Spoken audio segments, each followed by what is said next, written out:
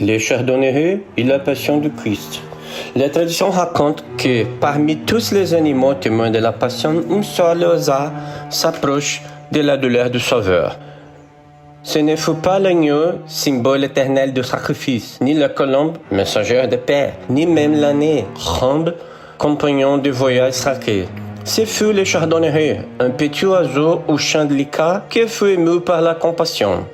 On dit qu'en voyant Jésus cloué sur la croix, encore vivant et couronné d'épines, le chardonneret ne peut supporter la scène. Il s'enlace d'un vol rapide, se pose sur la tête du Rédempteur et, dans une tentative d'apaiser son agonie, commence à arracher des épines de la cruelle couronne.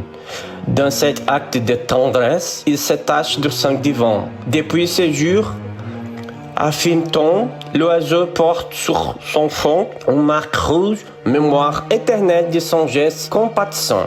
Au Moyen-Âge, cette légende trouva un écho dans les tôles et les icônes. Le chardonneret devient en présence discrète mais éloquente figure dans les scènes de crucifixion auprès de la Vierge et de l'enfant.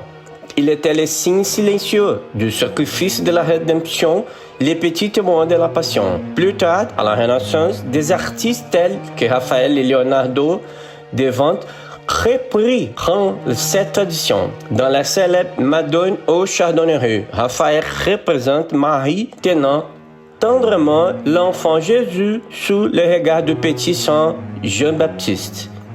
Dans les mains de Jésus repose un chardonneret, symbole innocent et délicat de la passion à venir. Léonard, plus subtil, laisse entrevoir cette même symbolique dans certaines représentations de l'enfance du Christ. Ainsi, ce petit oiseau simple et fragile devient une métaphore d'espérance et de foi. La tache rouge sur son front, signe du sang partagé, n'était pas seulement le rappel de la souffrance, mais aussi celui de la compassion et dans ces scènes sereines de maternité divine.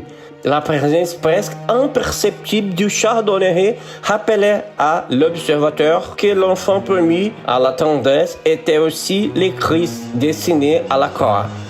À travers les siècles, l'art et la légende se sont ainsi entremêlés, perpétuant la mémoire de ce petit oiseau qui osa défier la douleur du calvaire par le plus humain des gestes, la compassion.